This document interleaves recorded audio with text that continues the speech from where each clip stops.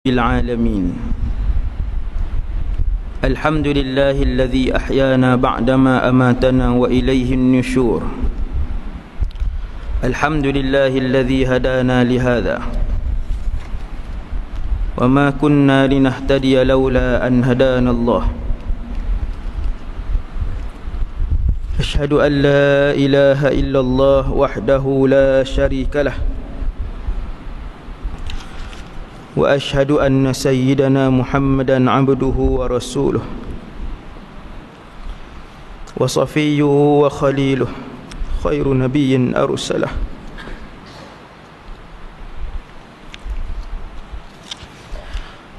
أرسله الله إلى العالم كله بشيرا ونذيرا.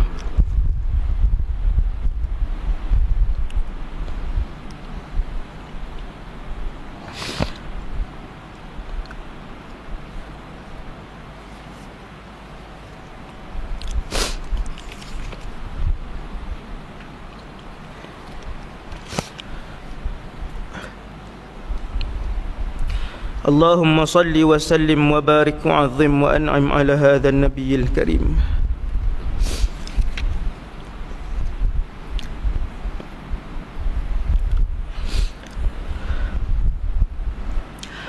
صلاة وسلاما دائمين متلازمين إلى يوم الدين. رب اشرح لي صدري ويسر لي أمري واحلل عقدة من لساني يفقهوا قولي. ولا حول ولا قوة إلا بالله العلي العظيم.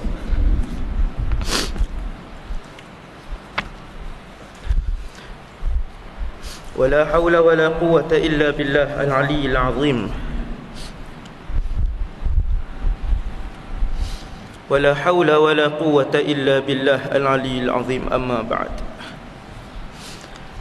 Pertama sekali nawaitul i'tikaf fi hadzal masjid sunnatan lillahi ta'ala.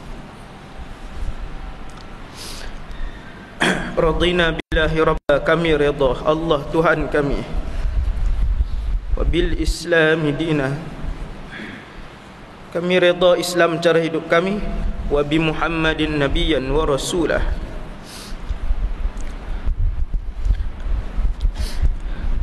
dan kami juga redha bahawa Muhammad sallallahu alaihi wasallam seorang nabi dan rasul.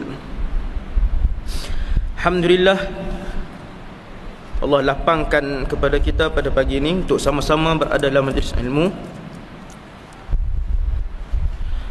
Alhamdulillah, Allah pilih tuan-tuan dan saya untuk berada dalam rumah Allah, menjadi tetamu Allah. Ini bermaksud kita berkunjung setiap hari ke rumah Allah dan kita menjadi tetamu yang dipilih oleh Allah Subhanahu wa ta'ala.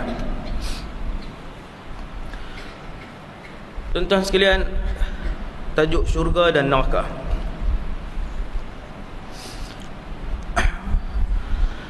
Apa yang membuatkan saya begitu tersentuh ialah di akhirat kelak kita tidak akan ada pilihan yang ketiga.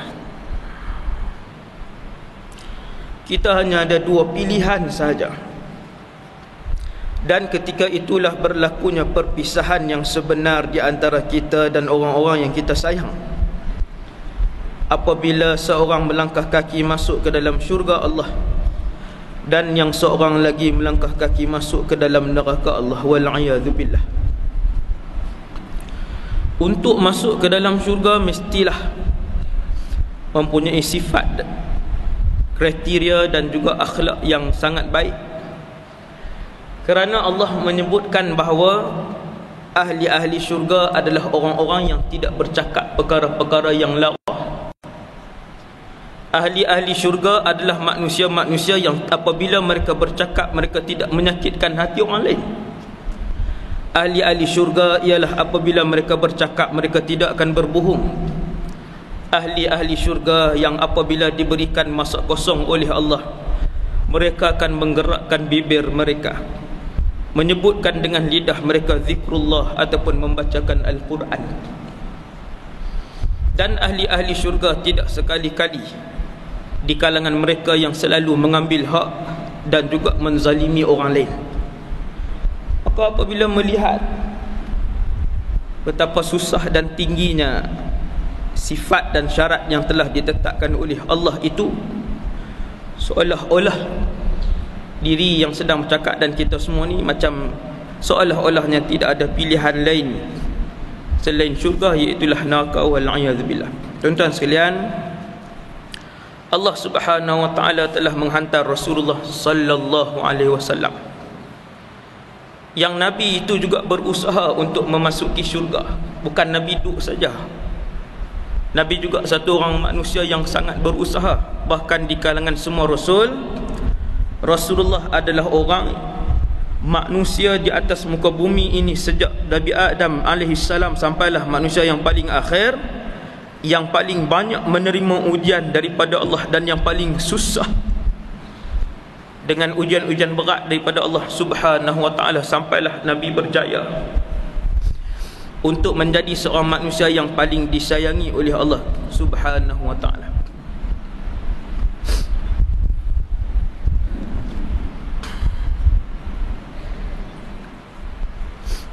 Allah memberikan tanda dan petunjuk kepada kita semua, sama ada kita ini husnul khatimah ataupun su'ul khatimah, mati dalam keadaan yang baik ataupun mati dalam keadaan yang buruk. Maka kata Nabi SAW dalam satu hadis yang sahih, Nabi kata, yub'atsu kullu 'abdin 'ala ma mata 'alaihi. Tiap-tiap manusia akan dibangkitkan oleh Allah SWT di padang mahsyar seperti mana dia dalam keadaannya mati. Dan faman 'asha 'ala ta'ah, kata para ulama, mata 'ala ta'ah. Sesiapa yang hidup penuh dengan ketaatan dan ibadah, nescaya matinya insya-Allah. Doa daripada para ulama, dia akan mati juga dalam keadaan taat dan ibadah. Maka saya dan kita semua boleh muhasabah, tengok hidup kita ke arah manakah yang lebih banyak kita habiskan. Adakah ke arah mentaati Allah? Adakah dalam kehidupan seharian kita dipenuhi dengan kebaikan, dengan ketaatan, dengan ibadah? Man 'asha 'ala ta'ah, siapa yang kebanyakan kehidupan seharian dia di atas ketaatan, mata 'ala ta'ah, dia akan mati dalam ketaatan. Tapi kalau dalam seharian, kemarin saja kita muhasabah, kemarin saja kehidupan kita, Quran tak sentuh, istighfar tak ada, selawat tak ada, sedekah tak ada, senyum kepada orang tak ada, maka kebaikan apakah yang kita harapkan untuk membuatkan kita diredai oleh Allah Subhanahu wa taala? Kebaikan apa? Duk renung balik kemarin, tak ada buat apa pun, takat semayang biasa aja, semayang 5 waktu habis. Maka perlu tingkatkan amal ibadah kita supaya Allah redha dengan keadaan kita, walaupun kita masuk syurga bukan dengan amalan kita. Nabi kata tidak ada seorang pun yang masuk syurga dengan amalannya. Semua orang masuk syurga dengan rahmat Allah. Sahabat tanya, wala anta ya Rasulullah, bahkan kamu juga ke ya Rasulullah, kamu pun tak masuk syurga dengan amalan kamu? Nabi kata, wala ana, aku pun tak masuk syurga dengan amalanku, illa an yataghammadani Allahu bi rahmatin minhu wa fadl, kecuali Allah melimpahkan kepadaku dengan nikmat dan juga rahmatnya. Kita nak masuk syurga dengan rahmat Allah, dengan belas ihsan Allah, dengan kasih sayang Allah. Akan tetapi Allah nak sayang, Allah nak kasih, Allah nak limpahkan rahmat itu bila Allah tengok banyak tak buat amal ibadah, banyak tak buat ketaatan kepada Allah, banyak tak buat benda-benda yang Allah redha waktu hidup di muka bumi dulu. Kalau timbang amalan kita, banyak benda redha, benda yang Allah redha kita buat, banyak benda yang ketaatan yang kita buat, maka ketika itu Allah akan memasukkan kita ke dalam syurga dengan rahmat Allah, kerana Allah redha dengan amalan ibadah kita yang banyak. Nabi kata, aku kenal satu orang lelaki. Kelebihan Rasulullah sangat besar. Kalau kita bersembang dengan kekasih-kekasih Allah di kalangan waliullah yang bermimpi jumpa Nabi, yang kadang-kadang melihat Nabi secara yaqadhah, secara jaga. Kadang-kadang mereka diperlihatkan oleh Allah sesuatu. Nabi SAW lebih daripada tu, dalam peristiwa Isra' wal Mi'raj, Nabi diperlihatkan oleh Allah seluruh isi syurga, seluruh isi neraka, kedudukan arash, kedudukan syurga dengan tingkat-tingkatnya, kedudukan neraka yang menjurang ke bawah. Lagi dahsyat Nabi. Nabi melihat buah-buahan syurga, bidadari syurga, pokok-pokok, taman-taman syurga, gedung-gedung dalam syurga, bilik-bilik, kamar-kamar, khutbah mimbar, pakaian-pakaian, sungai, dilihat oleh Rasulullah SAW dengan dua matanya. Kata Nabi, Allah perlihatkan kepadaku satu orang laki-laki, dia adalah orang terakhir di kalangan umatku yang masuk syurga. Nabi kenal, Nabi kata aku tahu mukanya, aku kenal rupanya. Allah tunjuk ni, nampak ni depan ni, manusia paling akhir di kalangan umat Nabi Muhammad yang masuk dalam syurga. Maksudnya yang dah masuk neraka dah.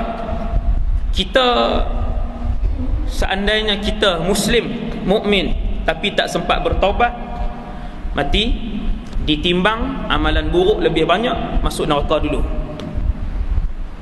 Lepas masuk dalam neraka untuk satu tempoh yang lama, dibakar oleh Allah, tidak hidup dan tidak mati dalam syurga itu. Nabi bila cerita pasal syurga dalam neraka tu, Nabi bila cerita dalam syurga, Nabi kata berada dalam keadaan nikmat, bertambah nikmat, bertambah nikmat, bertambah nikmat. Yang tu tak apalah, kita boleh menghayati. Tapi bila Nabi dan ayat-ayat Al-Quran cerita tentang neraka, Allah sebut satu perkataan yang tak boleh kita nak fikir, iaitulah keadaan orang yang di dalam neraka. Kata Allah, la yamutu fiha wa la yahya. Ahli-ahli neraka tidak mati dan tidak hidup. Kawasan api yang besar, tuan-tuan tengok masjid ni. Dah ni memuatkan kita yang hampir 1000 orang ni dalam masjid ni. Bayangkan pula satu kawasan yang lebih jauh, lebih besar dan jauh lebih dalam, yang nak menempatkan puluhan bilion manusia. Gelap gelita neraka itu, dengan api yang lebih panas puluhan kali ganda daripada api dunia yang kita tengok. Api dunia yang kalau kita semarakkan, kita unggun besarkan api itu, campak orang 5 minit habis orang tu. Api dunia. Kalau api neraka, campak dia terus hancur, campak hancur, campak hancur, di antara hidup dan mati, sentiasa merasakan kesakitan. Lalu memohonlah ahli neraka kepada Allah untuk keluar, untuk dikurangkan. Bahkan kata Allah, khalidina fiha, kamu duduk dalamnya selama-lamanya. Kalau orang beriman, dia masih ada harapan untuk keluar, sebab di dalam hatinya masih berbaki la ilaha illallah Muhammadur Rasulullah. Cumanya dibakar. Kalau tempoh 1 jam pun kita dah tak sanggup untuk dibakar 1 jam. Kena banyak berfikir. Orang Islam ni dia kena banyak. Ada masa berfikir tentang syurga, ada masa kosong fikir tentang neraka, ada masa kosong muhasabah dosa yang kita buat, ada masa kosong fikir balik dulu buat dosa salah dengan siapa, senarai balik dulu kesalahan dengan siapa. Tengok balik. Kalaulah Allah takdirkan kita, andainya Tuhan kata kamu duduk dalam neraka sebulan nak duduk dalam neraka, dengan tubuh badan yang besar. Ahli neraka bukan tubuh badan macam ni, dia jadi lebar, beratus-ratus hasta lebar dia. Kenapakah dilebarkan tubuh badan anak Adam di dalam neraka? Kata Nabi SAW, supaya dia lebih merasakan kesakitan. Tuan-tuan, kalau terbakar sebelah tangan dengan terbakar satu badan, yang mana sakit lagi? Satu badan. Sebab lebih banyak kawasan yang sakit. Maka dengan sebab itu kulit manusia ataupun tubuh badan manusia dilebarkan oleh Allah jadi besar, supaya kesakitan itu lebih banyak. Dengan sebab itu, kalau seandainya contohnya Allah takdirkan kita sebulan saja, sebulan tu pun dah tak tahu nak pergi ke mana dah. Sebulan itu pun dah tak tahu nak pergi ke mana, duduk dalam neraka ni. Balik kanan panas, balik kiri panas, duduk panas, melompat panas, berdiri panas, menerak panas, dengan tak boleh bernafas, dengan gelap gelitanya neraka. Neraka ni dia gelap, tuan-tuan, kerana apinya berwarna hitam, telah pun dibakar oleh Allah Azza wa Jal. 1000 tahun berwarna merah, 1000 tahun berwarna sekian, 1000 tahun berwarna hitam, dan sekarang warnanya adalah hitam. Habis bakar, tersangat panas. Apatah lagi dengan dosa semayang yang kita tinggal dulu, banyak semayang. Satu waktu berapa tahun Allah nak siksa? 5 tahun kah satu waktu semayang? Dengan sebab tu kata para ulama, orang Islam yang berdosa, al-muznibin al-mu'minin, masuk dibakar sampai tak tahulah ikut dosa masing-masing. Ada yang 10,000, 20,000, 300,000, berapa ratus ribu tahun. Bila habis dosa, dikekalkan mati di situ. Ada ulama pilih pendapat mati secara hakiki, dan ada pendapat antaranya Al-Imam Nawawi. Imam Nawawi pilih kata dia mati secara hakiki. Imam Nawawi pilih. Ada ulama pilih tidak mati secara hakikat. Tuan-tuan, tubuh badan orang beriman masuk dalam neraka, dibakar oleh Allah sampai habis dosa, kemudian ditukar, duduk di situ menjadi fahman, arang. Tak rasa sakit dah, lepas tu habis dah dosa dia. Sampai satu masa barulah semua orang beriman yang ada di dalam dirinya tauhid, kalimah la ilaha illallah Muhammadur Rasulullah, akan dikeluarkan oleh Allah Azza wa Jalla. Semua keluar waktu tu. Maukah, sanggupkah kita? Maka dengan sebab itu, setiap hari kita memohon kepada Allah Subhanahu wa taala. Lagi kita dengar hadis yang Nabi sebut bahawasanya apabila Allah menyuruh Adam alaihissalam, ketika di padang mahsyar, Allah suruh pilih, wahai Adam, pilih, ambil daripada anak-anak cucu cicit kamu di kalangan ahli syurga. Maka ketika itu kata Rasulullah, Adam mengambil seorang saja daripada 1000. Kita ni 1000 ni, Allah ambil seorang saja. Nabi Adam ambil seorang saja, pegang seorang saja. Ini saja ahli syurga. Yang baki kesemuanya menuju ke neraka. Apabila Rasulullah SAW melihat orang yang terakhir masuk syurga, kira yang paling bawah lah, tuan-tuan, yang paling bawah, dah duduk dalam neraka apa semua, lama dah keluar, dia yang terakhir. Selepas dia tidak ada lagi ahli syurga. Yang mana yang berbaki dalam neraka adalah selama-lamanya. Yang ni lagi tak masuk akal kita. Membuatkan kadang-kadang kita melihat orang bukan Islam, kita melihat jenazah bukan Islam lalu di tepi kita, kita mengalirkan air mata. Sampai bila dia akan duduk dalam neraka Allah? Tak ada nas yang bagi tahu dia akan keluar daripada neraka. Sampai macam mana sengsara dia, membuatkan mulut kita berdoa kepada Allah, ya Allah, muliakanlah keseluruhan umat Nabi Muhammad sallallahu alaihi wasallam ke dalam syurga-Mu. Bagi Allah masuk semualah dalam syurga, kan? Wallahu a'lam. Nabi pun tengok orang terakhir, dia meniti sirat sambil ditunggu oleh Rasulullah sallallahu alaihi wasallam.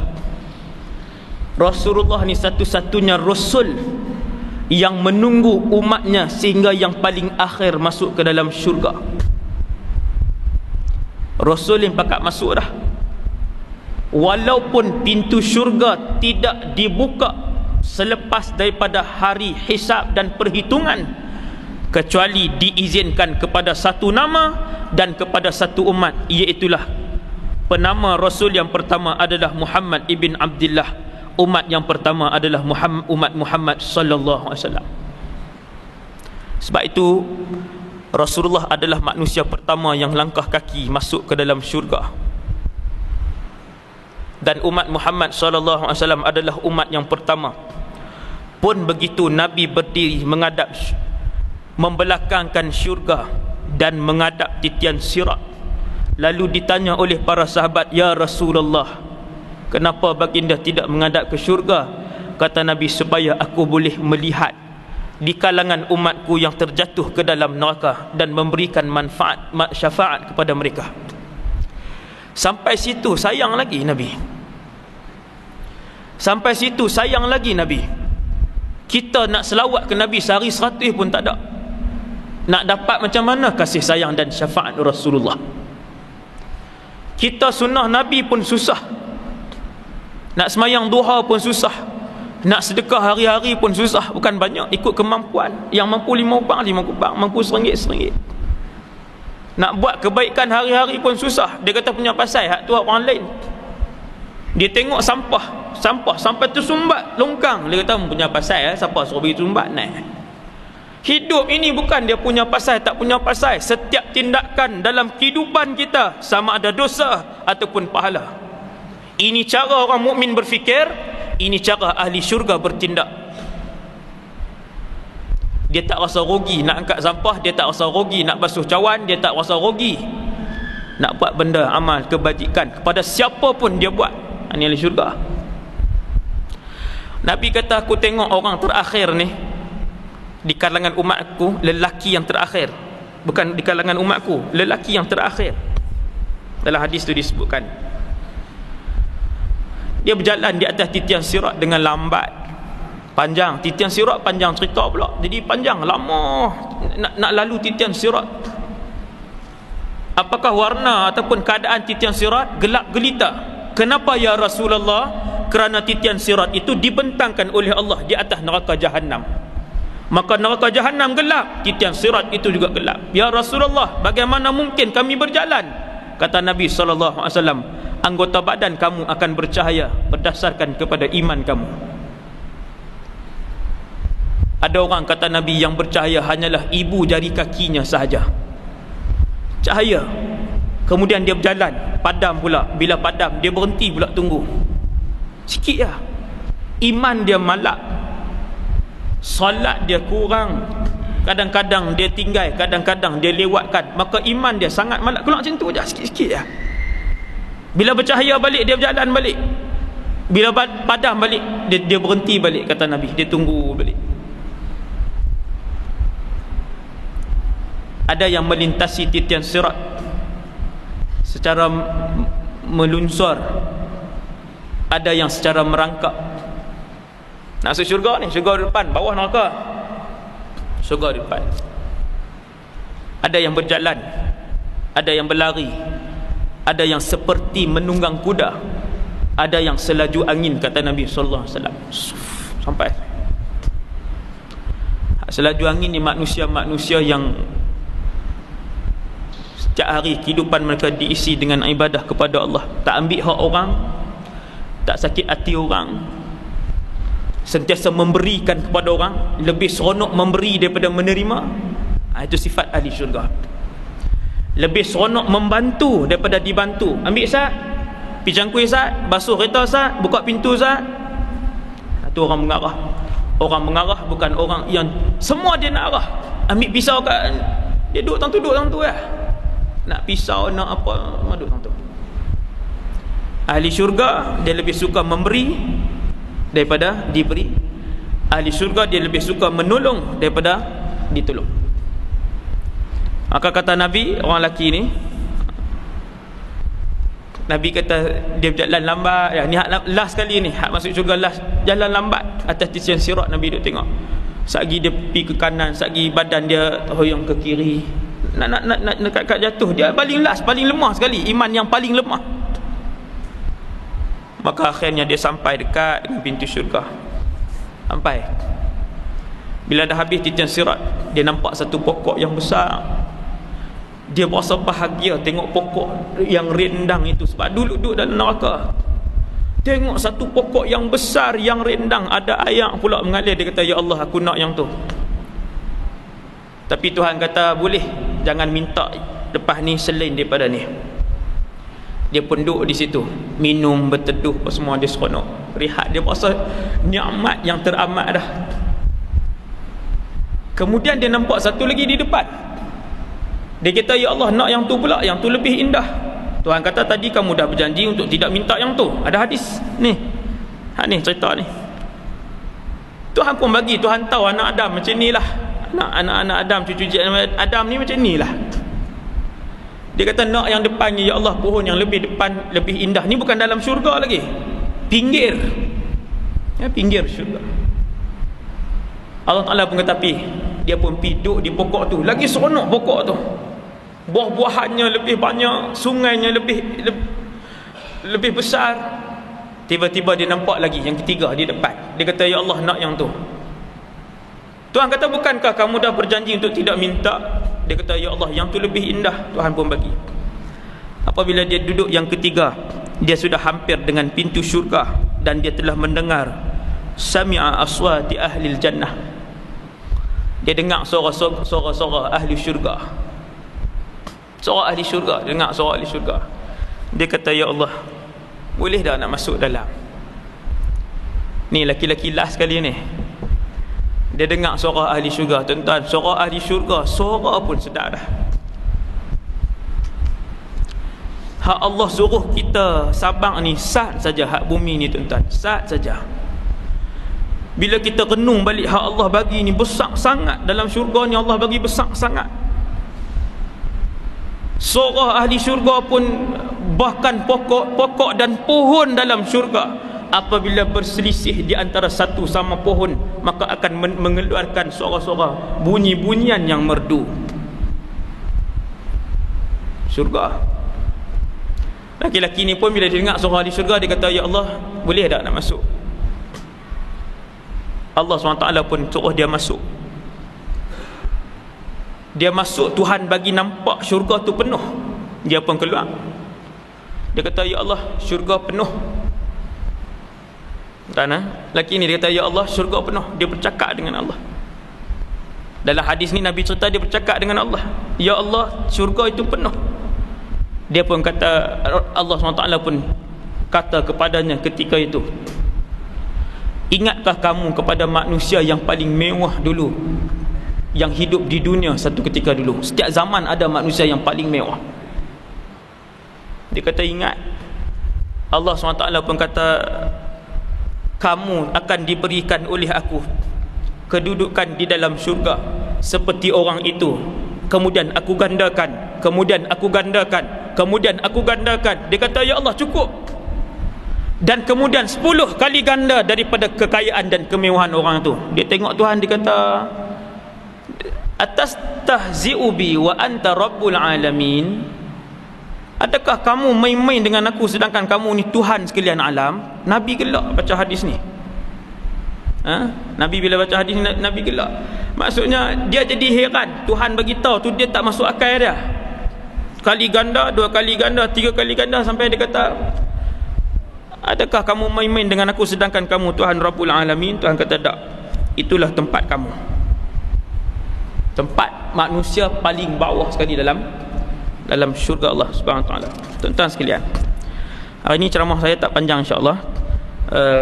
Saya sekolah, saya ingat saya cuti kan. Saya hari ini sekolah. Ingatkan di Kedah dia baru bagi cuti sempena Ma'al Hijrah ni, tak ada cuti. Saya nak kena patah balik ke sekolah. Tuan-tuan sekalian, sungai-sungai di dalam syurga.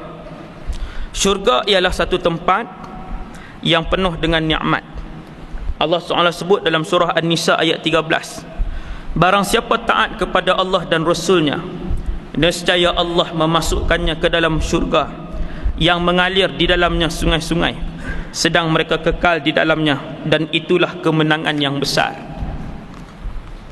Kita ni nak rehat dalam dunia ni, biarlah kita letih, biarlah habis duit kita semuanya kerana Allah, biarlah habis duit kita untuk mendirikan rumah Allah, biarlah habis duit kita untuk mak tahfiz dan orang-orang miskin. biarlah habis duit ringgit kita untuk benda-benda kebaikan. Sebab kita berasal daripada syurga Adam alaihissalam dan juga Hawa alaihissalam. Allah turunkan Nabi Adam dan Hawa hanya untuk singgah, bukan untuk duduk selama-lamanya di atas muka bumi ini. Jadi kita ni turun mai dibawa oleh Nabi Adam dalam benihnya, turun mai ke dunia ni mai untuk singgah saja. Dan satu hari nanti kita akan kembali ke tempat asal kita. Dan ada orang tidak memilih tempat asalnya, dia pilih tempat syaitan dan juga iblis, iaitulah neraka. Jadi syurga dalam Islam dia adalah satu tempat yang penuh dengan kenikmatan yang diminta oleh setiap orang setiap hari oleh orang-orang yang beriman. Dalam syurga ada sungai. Semua orang teringin dengan sungai. Semua orang suka. Tuan-tuan tengok orang hari ni, rumah orang kaya, kalau lagi kaya dia buat kolam renang tak? Dia buat kolam renang. Orang kampung pun teringin buat kolam renang kalau tak ada sungai kan. Buat kolam renang, saya pergi tengok ada satu rumah tu, dia ada duit lebih sikit, dia buat kolam renang. Dalam 5 meter kot. Saya tengok apa ni, macam kolam ikan keli . Dia kata, "Ustaz, ni anak cucu duk balik berenang ni tiap tahun." Jadi seronok tau kalau ada kolam renang. Kat rumah-rumah mewah kan, juta-jutanya ada kolam renang. Allah tahu kehendak manusia, maka di dalam setiap syurga, setiap orang pada kita, setiap orang bila Allah buat kat dia syurga dia, setiap syurga kita mengalir sungai di bawah tu. Nak terjun waktu bila pun sungai. Maka sungai-sungai dalam syurga ini disebutkan oleh Nabi SAW, hadis riwayat Imam Bukhari, sesungguhnya Firdaus itulah tempat terbaik dan tertinggi darjatnya. Di atas syurga Firdaus terdapat arasy Allah, dan dari situ mengalir sungai-sungai syurga daripada arasy. Dia macam ni bumi, lepas tu 7 lapis langit, 1, 2, 3, 4, 5, 6, 7. Keluasan dia tak tahu nak cerita lah. Baru langit-langit ni tuan-tuan, 7. Lepas langit ke-7 syurga. Selepas syurga yang 7 tingkat itu, lepas syurga 7 tingkat, Firdaus, Adnan, Naim, apa semua ni, ada arasy Allah Azza wa Jalla. Arasy Allah. Bawah arasy betul-betul melekat dengan arasy, nama dia kursi. Nama dia kursi. Besarlah arasy ni, tak tahu nak cerita lah. Besar dia. Malaikat-malaikat yang menanggung arasy ini, dia punya saiz dia diceritakan oleh Nabi SAW.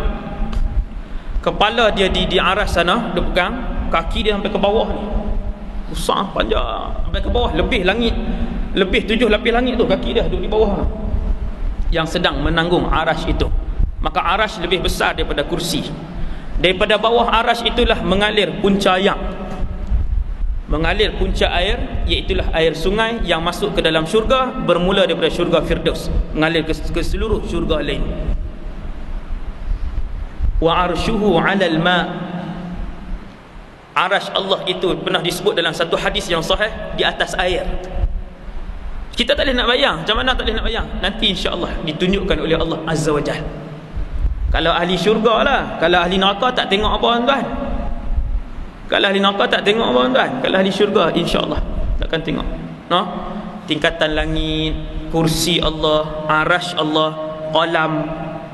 Satu makhluk yang Allah cipta untuk menulis. Makhluk pertama dalam alam ini yang Allah cipta adalah al-qalam.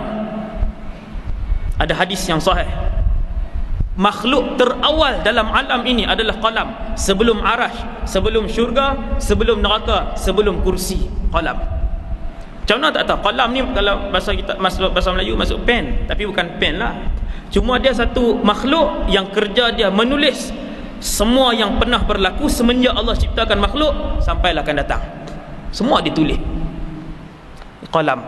Macam mana qalam? InsyaAllah di akhirat kelak insya-Allah kita mendoakan semua kita dapat melihat dan menyaksikannya, bahkan melihat Allah Azza wa Jalla. Di situ mengalir air syurga, dan disebutkan mata air syurga ada yang bernama salsabila, yang akan diberikan kepada orang-orang yang mendekatkan diri kepada Allah SWT. Dalam Quran Allah sebut juga pasal ayat syurga, ayat-ayat sungai dalam syurga, surah Al-Insan ayat 5. Selain daripada hadis, memang ada lah maksudnya, sesungguhnya orang-orang yang berbuat kebajikan minum dari gelas berisi minuman yang campurannya adalah air kafur, iaitu mata air dalam syurga yang daripadanya hamba-hamba Allah minum, yang mereka dapat mengalirkannya dengan sebaik-baiknya. Kemudian bangunan dan mahligai dan istana-istana dalam syurga. Setiap kita apabila ditimbang amalan kita, alhamdulillah amalan baik kita banyak, apa semua masuk syurga. Maka tiap-tiap daripada kita akan diberikan syurga yang tak sama kedudukannya. Tak sama tuan. 100 darjat kata Nabi. Syurga itu pintunya 8, tingkatannya 7. Setiap satu adalah lebih mulia daripada yang lain. Ada para ulama kata dia macam tu, tingkat.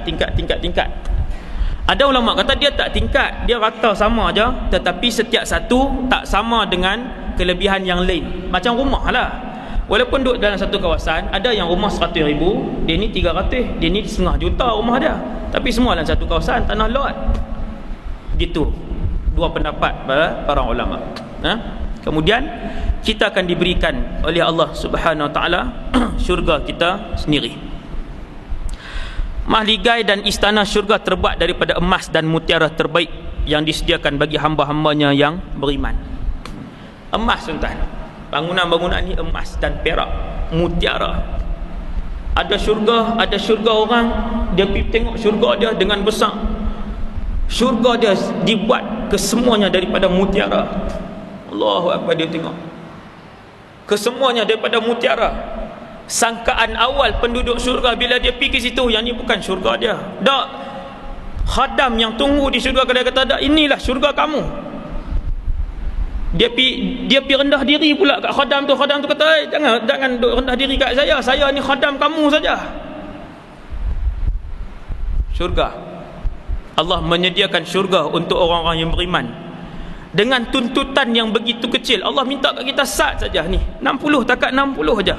Sabar. Ma la ainun ra'at wala udhunun sami'at wala khatara ala qalbi bashar. Tiap-tiap nikmat yang ada dalam syurga, mata kamu tidak pernah melihatnya. Wala udhunun sami'at, telinga kamu tidak pernah mendengar kemerduannya. Wala khatara ala qalbi bashar, Nabi kata bahkan tidak pernah terlintas di hati kamu benda yang kamu nak tengok dalam syurga ni.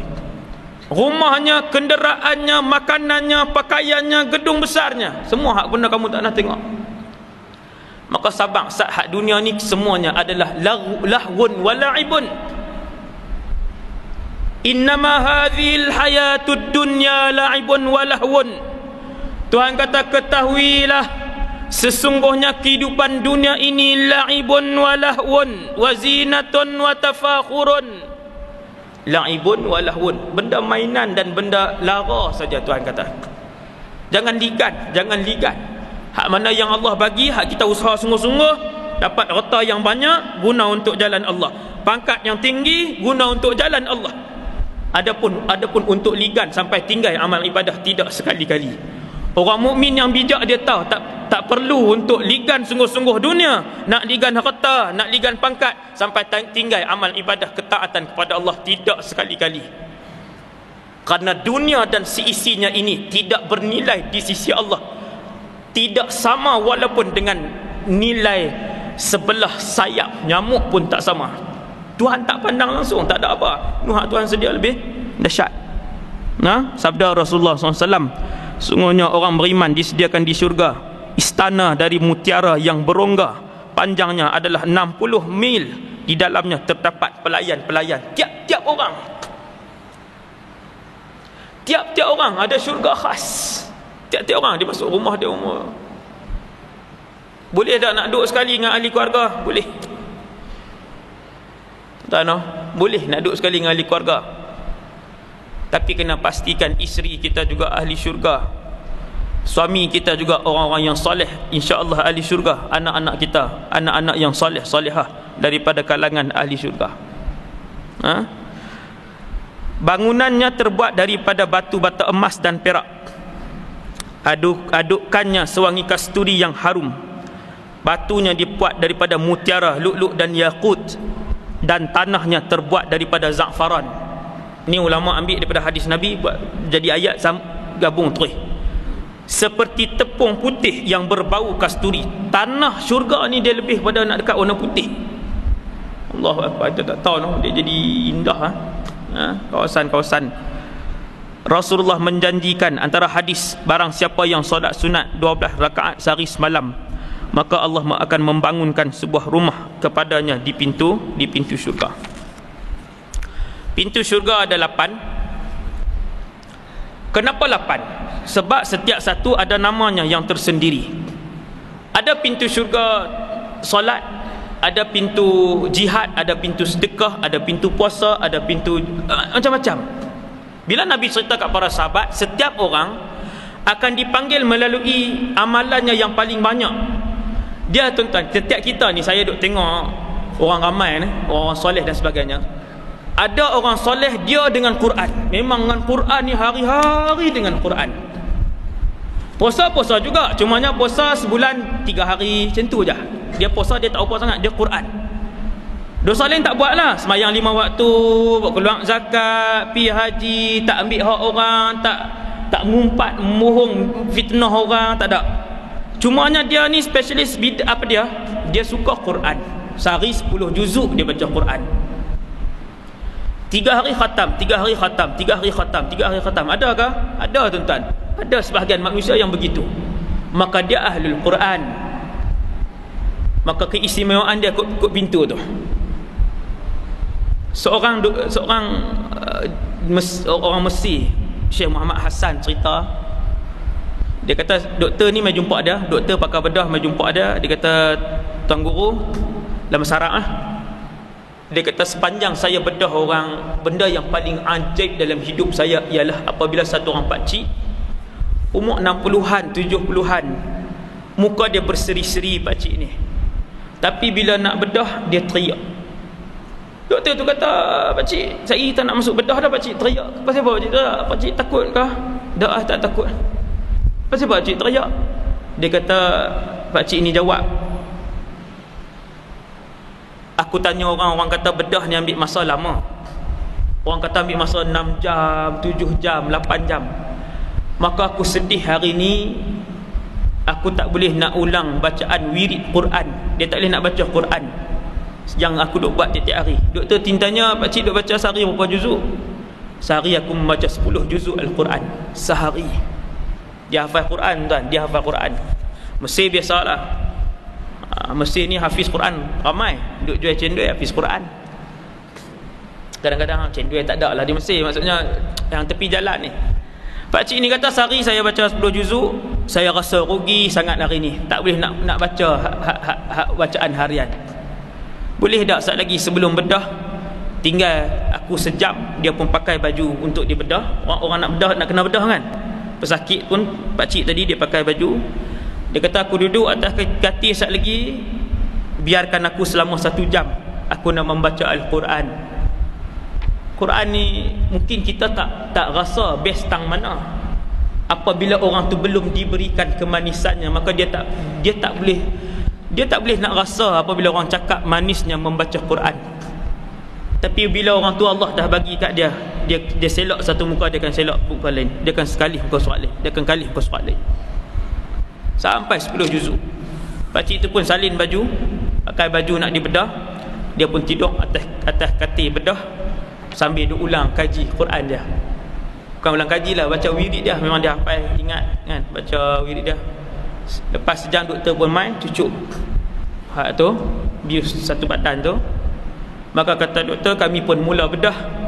Demi Allah wahai tuan guru, apabila saya memulakan bedah kepada pakcik tadi yang hari-hari membaca Al-Quran, saya mendengar mulutnya tidak berhenti-henti membaca Al-Quran sejak daripada awal kami bedah sampai kami habis, bisautin murtafi', dengan suara yang kuat. Cucuk habis dah, tidur mulut dia bergerak baca Quran. Pasal apa? Pasal hati munsyaridun bil Quran. Hati ni dah penuh basah hidup dengan Al-Quran. Apabila hati sudah basah hidup dan nikmat dengan Al-Quran, maka hati akan mengarahkan seluruh tenteranya, iaitu anggota badannya, untuk taat kepada Allah Azza wa Jalla. Hati, kata Abu Hurairah, adalah raja dan anggota-anggota badan adalah tentera dan rakyat. Apabila hati itu baik dan tunduk patuh kepada Allah, dia akan mengarahkan mulut untuk berzikir dan membaca Quran. Dia akan arahkan tangan untuk mengeluarkan sedekah. Dia akan arahkan kaki untuk melangkah pergi ke masjid dan menghadiri majlis ilmu. Tuan sekalian, kemudian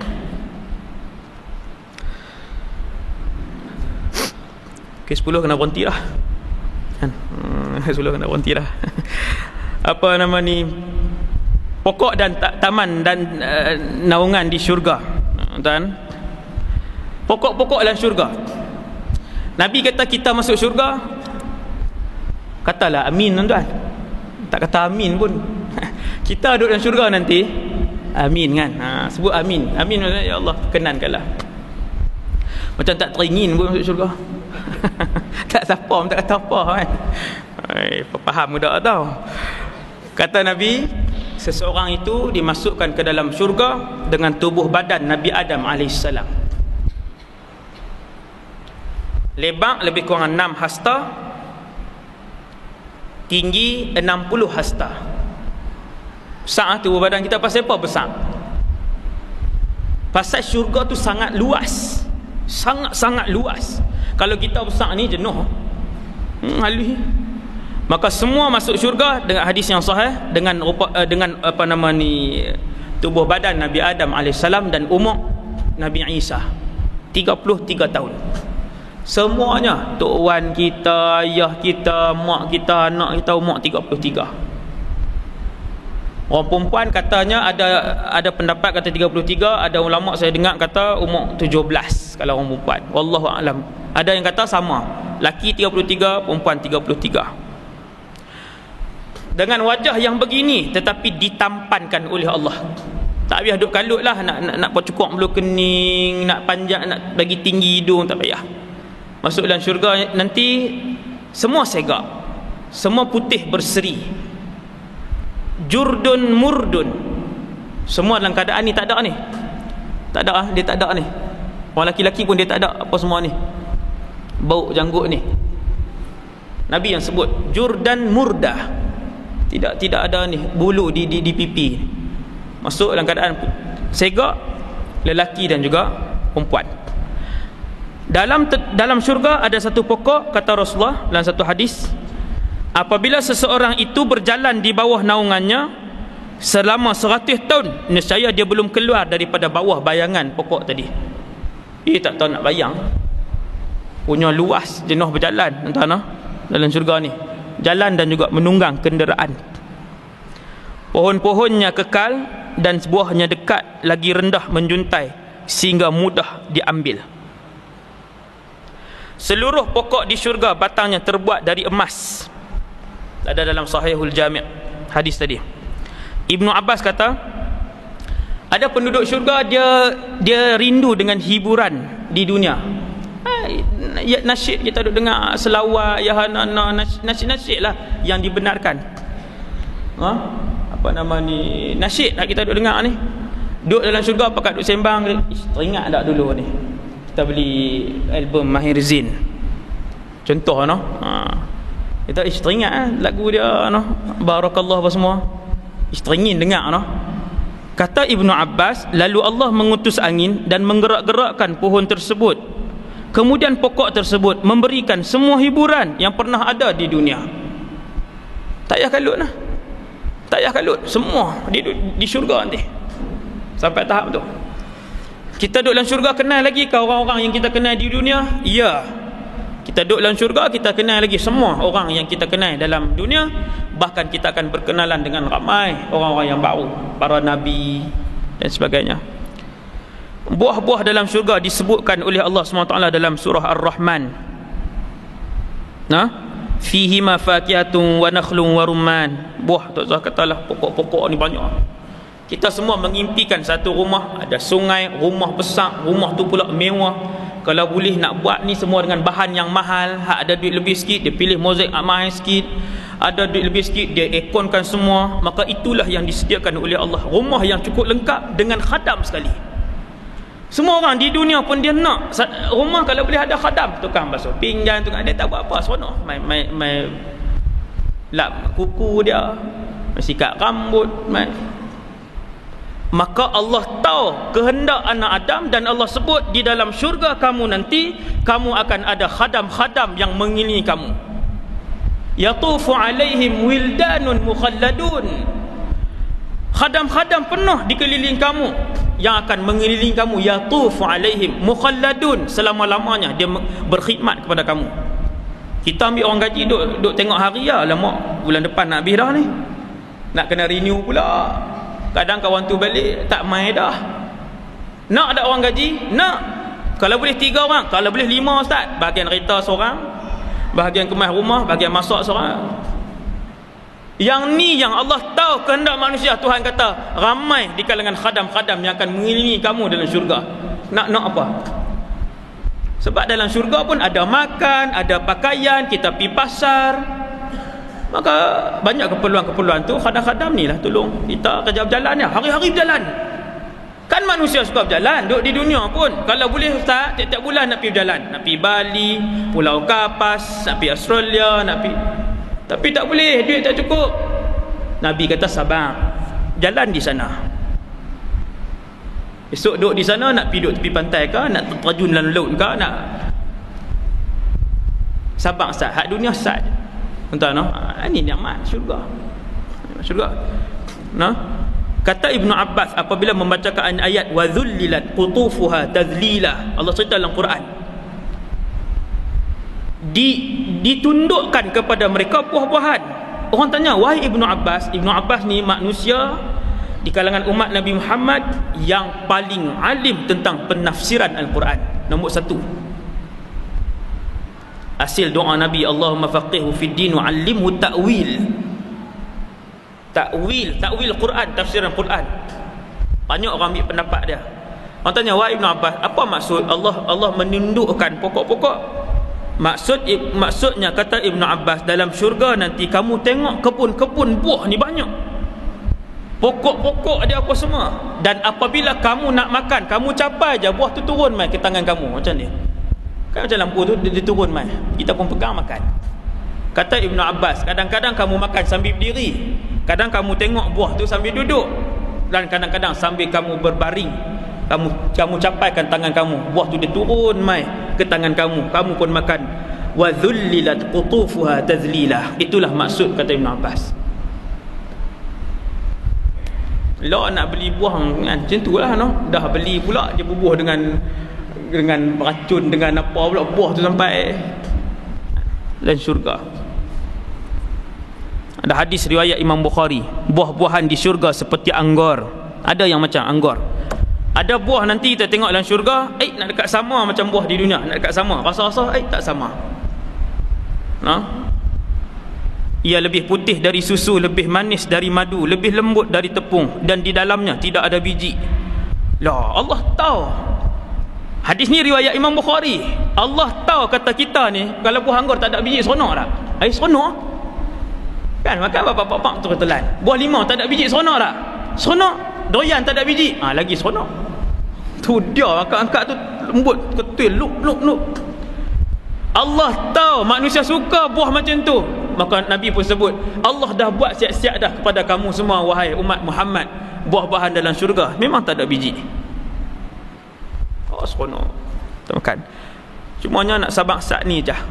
Yang Allah minta kat kita sikit sangat, yang Allah bagi terlalu banyak sehingga manusia menafikan itu adalah hak dia.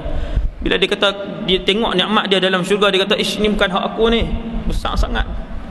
Tak terang mana pun yang aku korban di dunia dulu. Sebab rumah terlalu besar, makanan terlalu hebat dan sebagainya. Makanan dalam syurga. Hadis riwayat Imam Muslim, Nabi SAW sabda, penghuni syurga makan dan minum dengan makanan dan minuman yang enak. Mereka tidak mengeluarkan hingus dari hidungnya, tidak buang air besar dan tidak air kecil. Makanan mereka berubah menjadi sendawa yang wangi seperti kasturi. Tuan-tuan, lah ni makan dikira nak pergi mana? Berak Nak berulang pergi tandas. Hak mana sehari 5 kali makan, 6 kali makan, sehari 3 kali pergi tandas. Ustaz Muhung lah, subuh sekali, sehari tengah hari, dekat petang sekali, malam sekali pula, 3 kali berak. Dia kata kalau makan tak berak seronok, boleh makan banyak. Tuan-tuan, Allah tahu kata kita ni kalau boleh makan betul tak berak. Dia keluar kot peluh je ni, dia keluar kot peluh, kencing pun tak. Kencing tak lawas lagi tak ada lah. Kencing pun tak. Ni hak kencing pula nak kena kencing 10 minit nak kena. Allah, macam-macam hak berak-berak keras sangat, hak lembik sangat, sampai sembelih hak keras sangat sampai Allah tahu manusia ni dia suka makan, makan puas-puas dalam syurga. Dan Allah tahu kalau boleh ya Allah makan nak makan banyak, minum nak minum banyak, tapi tak mau berak, tak mau kencing. Ya, kata Nabi, begitulah yang Allah sediakan dalam syurga. Kan kadang kita bila nak berak ni kita ada kerja banyak, Allah nak kena berak pula dah, habis setengah jam nak kena berak pula, buang baju, salin baju, masuk dalam tandas lagi, nak tus, nak kering, nak pergi keluar betul, setengah jam. Dalam syurga makan, kemudian berubah, Nabi kata, menjadi sendawa yang wangi seperti kasturi. Makan banyak mana pun. Waktu tu kita seronok nak makan, nak singgah makan. Kita nak pergi ziarah Nabi Adam contohnya, singgah makan, tak ada rasa apa, teruskan perjalanan. Nampak. Ada satu hadis juga riwayat Imam Muslim, hidangan bagi mereka yang pertama kali masuk syurga adalah daging hati ikan paus. Kemudian disembelihkan baginya sapi yang makanan sehari-harinya adalah rumput syurga. Kan lembu-lembu kalau kita bagi makan yang lebih elok, daging dia lebih elok. Kambing pun sama, makan rumput yang lebih segar apa semua, daging dia lebih elok. Nabi kata bayangkan sapi-sapi dan yang kamu tengok, yang kamu sembelih makan dalam syurga esok, sapi-sapi yang membesar sebab makan rumput-rumput syurga. Asal dia, asal dia maksudnya lebih dahsyat lah. Kemudian kumpulan pertama yang masuk syurga adalah Rasulullah sallallahu alaihi wasallam, kemudian disusuli oleh Abu Bakar ibn Abi Quhafah. Abu Bakar, bila Nabi cerita pintu syurga banyak, hak ahli Quran masuk ke Quran, hak jihad masuk jihad, solat masuk solat, Abu Bakar dia waktu tu satu-satunya sahabat yang berani tanya. Dia kata, ya Rasulullah, terus di depan, boleh tak satu orang kalau dia nak nama dia daripada setiap pintu syurga memanggil namanya? Tuan-tuan nampak ada azam Abu Bakar. Orang lain rasa duk ni dah, duk rasa takut, duk rasa pintu manalah nak masuk, kata tak ada pintu yang memanggil dia masuk. Pintu tu akan panggil nama kita, wahai fulan bin fulan, kamu seorang yang banyak solat, mai masuk ke pintu solat. Nama itu dipanggil. Abu Bakar ni punya himmah dia aliyah, dia punya semangat punya tinggi. Dia kata, ya Rasulullah, boleh tak satu orang tu dia nak semua pintu syurga panggil nama dia? Nabi kata, ya ada, dan kamu aku harap salah seorang daripada mereka. Abu Bakar, semua pintu dia panggil dia untuk masuk dalam syurga. Kemudian ada 70,000 orang yang masuk dalam syurga tanpa hisap. Wajah mereka, kata Nabi, seperti bulan purnama. Mereka ni orang pertama, tuan-tuan. Nanti bila habis duduk di padang mahsyar, umat yang paling awal sekali di depan, umat Nabi Muhammad. Dihitung apa semua amalan mereka, maka Allah pun ambil satu kumpulan yang terbaik di kalangan umat Nabi Muhammad, hak masuk syurga tanpa hisab dan iqab, terus masuk syurga. Nabi kata, bila mereka ni berjalan, dia sekali jalan sekali. Kumpulan ni dia berjalan masuk ke syurga sekali. Satu kumpulan tu ramai-ramai, tuan-tuan bayangkan semua, kata Nabi, wajah-wajah mereka seperti bulan purnama, bersinar-sinar masuk dalam syurga. Keadaan para penduduk syurga, kata Rasulullah, aku melihat syurga dan aku mendapati kebanyakan ahlinya adalah orang-orang yang miskin dan tawaduk. Orang kaya jangan senang hati, no. Majoriti penduduk syurga adalah orang miskin. Ada orang kaya. Tengok Allah maha adil. Tuhan bagi kemewahan. Hang kaya dah, hang nak makan apa hang boleh ambil kat dunia ni. Hang nak beli kereta apa pun hang sebut saja, buat main kereta. Nak pakai pakaian apa pakai. Tapi orang susah, yang beriman melihat dalam keadaan yang merana, tengok tapi dia sabar hari-hari masa merawat dia, sabar. Rupanya majoriti penduduk syurga tu di kalangan mereka. Ada orang kaya pun ada. Di antara orang miskin yang beriman dengan orang kaya beriman, siapa masuk syurga dulu? Orang miskin beriman masuk dulu. Tapi kata Imam Ibn Qayyim dalam kitab dia Hadil Arwah ila Biladil Afrah, bila dia hurai hadis ni, dia kata, Imam Ibn Qayyim kata, walaupun orang beriman masuk dulu, ada juga di kalangan orang kaya yang masuk kemudian, tetapi kedudukannya lebih tinggi daripada orang beriman masuk dulu. Sebab apa? Sebab dia kaya yang beriman. Seluruh kekayaan dia digunakan untuk jalan Allah. Lepas tu pasal apa masuk lambat? Pasal Allah nak kira setiap sen yang Allah bagi, daripada mana dia ambil dan ke mana dia belanjakan. Tuan, duit kita setiap sen. Ada yang beza sehingga 500 tahun masuk syurga, beza masa. Dua orang kawan, seorang miskin beriman, seorang kaya beriman. Hak miskin masuk dulu sebab duit tak banyak, nak semak pun tak banyak, gaji 600 ya. Hak ni gaji 40,000. Sekupang sen tengok duit dia seringgit, main mana pergi mana. Apabila hak miskin tu masuk dulu, dia kata seolah-olah aku ingat hang memang tak masuk syurga dah. Sebab apa? Sebab beza 500 tahun. 500 tahun tuan-tuan, 500 tahun beza. Masa? Itu yang beriman, kaya yang beriman. Apatah lagi kaya yang kaya umur 60 lebih, duk pergi menyanyi lagi. Umrah 6 kali dah, menyanyi juga. Dia duk menyanyi lagu-lagu lama. Kan, takkan dia nyanyi lagu Siti Nurhaliza, lagu lama. Ada tuan-tuan, saya kata ya Allah, tak boleh nak, tak faham lah. Maka kata Rasulullah SAW, para penduduk syurga kebanyakannya adalah orang-orang miskin dan lemah. Lemah ni bukannya lemah sakit, lembek tu tak, maksudnya tak ada kuasa. Dia tak ada kuasa apa, orang selalu tindah mereka. Sagi arah pindah sana, arah pindah sini. Rasulullah SAW adalah orang pertama kali mengetuk pintu syurga. Hadis ni riwayat Imam Muslim. Orang miskin tak sat ni. Kemudian bidadari syurga. Ni tajuk bidadari. Semua orang tunggu tajuk ni. Orang laki-laki Allah bagi berita dengan bidadari. Orang perempuan pula Allah SWT sebut dalam Quran, banyak Tuhan sebut gelang-gelang dari emas, mutiara dan pakaian-pakaian. Pasal apa tuan-tuan? Pasal orang lelaki dengan baju dengan perempuan, yang mana dia nak lagi? Perempuan lah. Lepas tu kahwin seorang, dia nak dua. Dah dua, dia kata ya Allah, nak kalau boleh 3 tak apa, betul tak apa dah, cukup dah. Tak bagi 3, nak 4 pula. Orang lelaki ni dia dengan wanita, dia nak wanita, dia nak orang perempuan, dia suka, nafsu dia lebih ke situ. Orang perempuan boleh seorang suami ala kadar pun tak apa dah, gemuk ke, hitam ke, tinggi ke, rendah ke, hak tu lah suami dia, tak apa, cukup dah.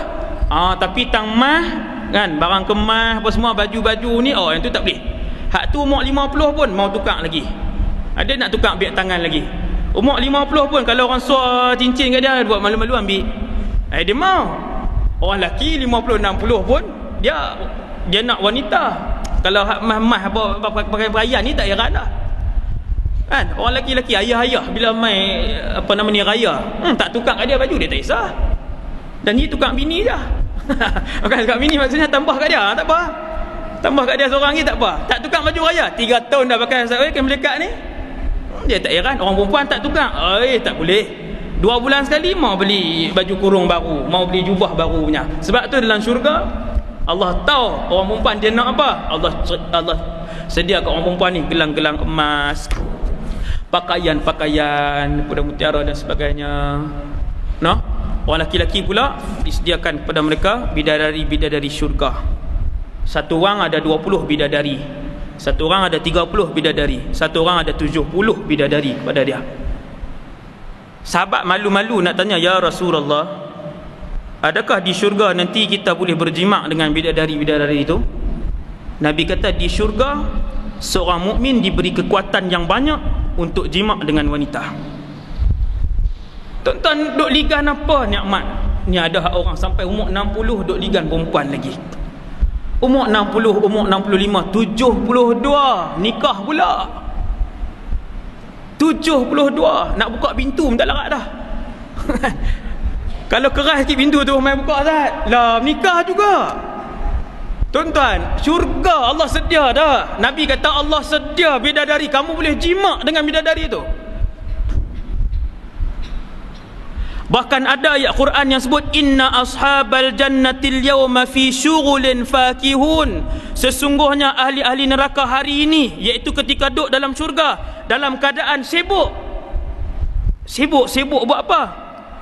Ibnu Mas'ud, Ibnu Abbas, Al-Auza'i, Muqatil, ni empat-empat ni penafsir Quran yang paling hebat. Dia berkata waktu tu sibuk mereka adalah memecah keperawanan isteri-isteri mereka.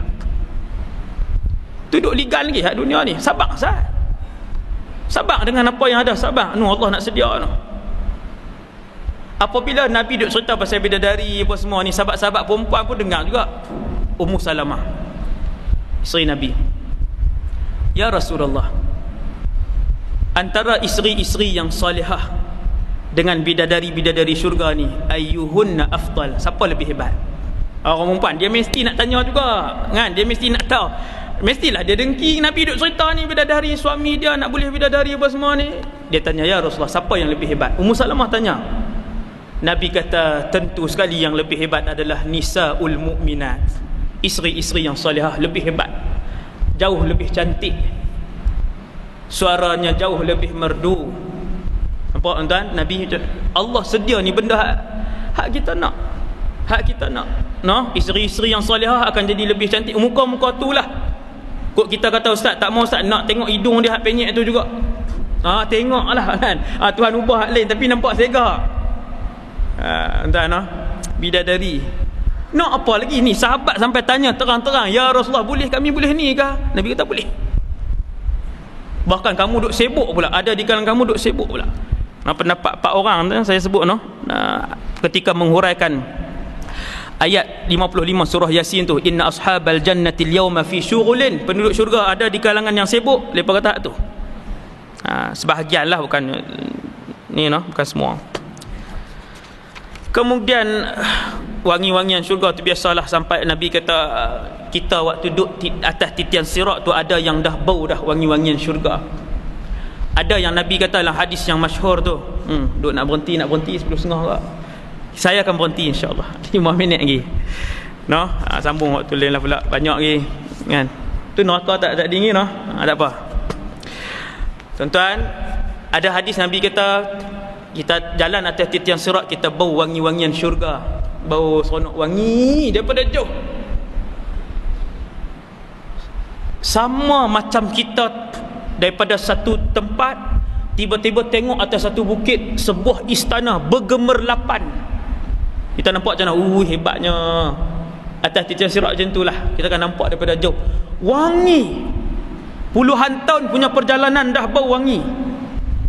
Ada orang Nabi kata bukan sahaja dia tidak memasuki syurga, bahkan dia tidak bau wangi syurga.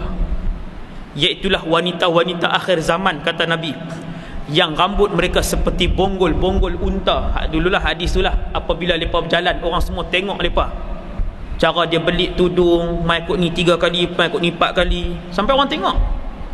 Ma'ilatun mumilat, menarik perhatian orang ramai maksudnya. Kasut dia, baju dia yang Nabi kata pakai baju tapi tak pakai baju. Nabi kata la yadkhulnal jannah wa la yajidna rihaha. Kumpulan wanita yang sebegini takkan masuk syurga, bahkan wangian syurga pun dia tak bau. Nabi kata lepas sesungguhnya di syurga ada pasar yang dikunjungi penduduk syurga setiap hari Jumaat. Pasar, seronok di pasar. Angin utara berhembus dan menerpa wajah dan pakaian mereka hingga membuat mereka semakin tampan dan kacak. Sopangan kita keluar pergi kedai, ada kedai buat kuku kita, ada kedai buat kulit badan kita, spa badan ni, ada kedai pergi bersih muka, ada kedai pergi buat rambut apa semua. Di syurga, tiap-tiap kali kita keluar daripada syurga, kita nak pergi pasar. Tuan-tuan, kehidupan macam dunia ni lah, bahkan lebih seronok sebab semua orang kaya. dan semua orang baik. Itu yang lebih menyenangkan. Tinggal barang kita beli apa semua lunggut kat luar, masuk balik tak ada siapa curi, keluar tu ada, sebab semua orang baik. Syurga, kita buat apa pun dalam syurga tak ada siapa nak bisik-bisik, nak kutuk kita, nak hina, mengumpat kita, tak ada. Semua orang hati yang baik, seronok, aman waktu tu. Kata Nabi, tiap-tiap kali pergi kena angin balik lagi segak. Dalam keadaan seperti itu, kata Rasulullah, mereka pulang menjumpai isteri masing-masing. Isteri-isteri mereka berkata, Nabi buat plural, isteri-isteri mereka berkata, demi Allah, Tuan semakin tampan dan kacak. Lagi segak, makin tak kat ni hidung kau di sini. Tu Pinocchio kan. Tak, maksudnya nak bang lagi segak. Kita pun jawab, demi Allah, kamu juga semakin cantik dan mempesona. Jadi lagi segak. Saya rasa sekadar tu dulu kot, sejam setengah. Nanti bila-bila lah kita sambung balik. Dia ada penutup dia tu, melihat wajah Allah Subhanahu Wa Taala. Itu pun panjang juga, nantilah kita ada masa, nanti kita akan ada masa tak tahu, lepas 3 bulan ke 4 bulan. Sekadar tu dulu, insya-Allah. Saya pun kena balik segera sekolah, saya ada kelas. Yang baik daripada Allah, yang lemah dan kurang daripada diri saya sendiri. Semoga Allah memilih kita. Di kalangan kita ada orang yang Allah sayang, insya-Allah ada orang yang Allah sayang. Allah dengar suara dia, Allah makbulkan dia. Maka dengan doa dia, insya-Allah kita harap dia mendoakan orang yang disayangi oleh Allah tu, supaya kita semua diberikan nikmat oleh Allah untuk duduk dalam syurga Allah SWT. Yang baik daripada Allah, yang lemah dan kurang daripada diri saya sendiri. Bismillahirrahmanirrahim. Alhamdulillahi rabbil alamin, wassalatu wassalam ala asyrafil anbiya'i wal mursalin wa ala alihi wa sahbihi ajma'in. Rabbana zalamna anfusana wa illam taghfir lana wa tarhamna lanakunanna minal khasirin. La ilaha illa anta subhanaka inna kunna minadh zalimin. Ya Allah, ya Tuhan kami berhimpun pada pagi ini, ya Allah, adalah untuk mendapatkan redha-Mu, ya Allah. Ya Allah, ya Tuhan kami berada dalam majlis ilmu ini, ya Allah, supaya kami lebih mengenali-Mu, ya Allah, untuk mencintai-Mu. Ya Allah, ya Tuhan kami tidak ada pilihan yang banyak di alam akhirat. Kami hanya ada pilihan syurga dan neraka. Dengan dosa kami yang begitu banyak, ya Allah, kami tahu bahawa kami tidak layak untuk masuk ke dalam syurga-Mu. Tetapi kami mohon, berikanlah kepada kami satu kursi di dalam syurga-Mu, ya Allah.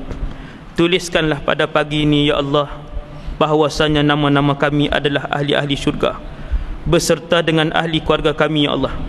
Muliakanlah kami dengan syurga-Mu, ya Allah, dan seterusnya muliakanlah kami dengan redha-Mu, ya Allah. Ya Allah, ya Tuhan kami, berikanlah kekuatan kepada kami untuk kami melakukan amal ibadah kepadamu. Berikanlah kekuatan kepada kami, ya Allah, untuk kami ikhlas dalam melakukan ibadah kepadamu, ya Allah. Rabbana atina fid dunya hasanah wa fil akhirati hasanah wa qina adzabannar. Wa sallallahu ala sayyidina Muhammad wa ala alihi wasallam. Walhamdulillahi rabbil alamin. Assalamualaikum warahmatullahi wabarakatuh. Makanan saya dari Ya, baik. Ya, baik. Saya cakap dia. Assalamualaikum warahmatullahi wabarakatuh. Lebih dahulu kita bersyukur kepada Allah SWT dan kasih limpah karunia-Nya. Maka selesailah majlis kita pada pagi ini.